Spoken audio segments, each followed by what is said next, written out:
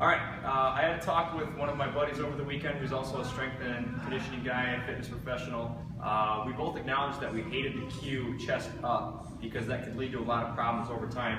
If you have a client or if we're coaching one of you at Unity Fitness here, we don't ever tell you chest up. And the reason why, like if you're squatting and you're down like this and someone says chest up, you're most likely going to pull through your upper back and keep squatting, and it's going to put a lot of torque on your lower back.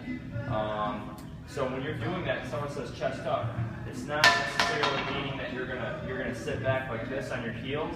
It means that you're probably gonna pull, and you're gonna put a lot of stress on these muscles down here in your lower back, your rectus spinae, multi-tympani, and stuff like that.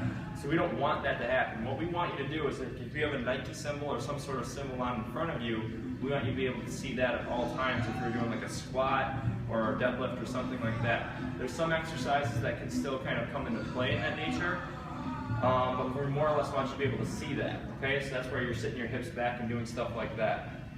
One of our big coaching cues then and tools is a dowel, and it's literally just a 4-foot dowel that you're going to sit and put on your sacrum, your upper back, and then also your head. So you're going to have it touching the whole thing.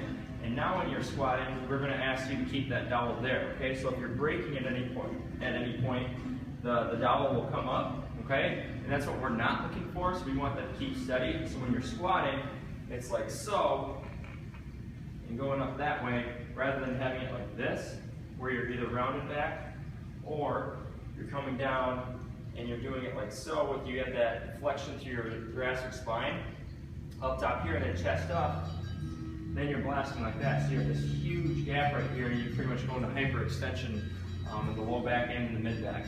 So keep that here. You can do box squats to help train this, because now you have a steady point below you. Instead of like wondering how far your squat is, you have that box here, you can pop up,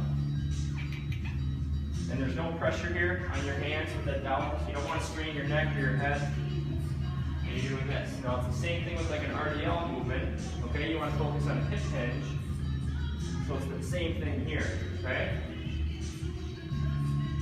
You're keeping that dowel steady, and you're keeping it all the way through. That'll keep your chest up because it's teaching you how to use your hips and hinge through your hips rather than move that stuff through your low back or compensate through your middle back. Our physical therapist, Matt, teaches it the same way. We get the dowel involved right away if we see any compensation patterns like that, so that we can correct it and keep you moving better so you can start feeling better.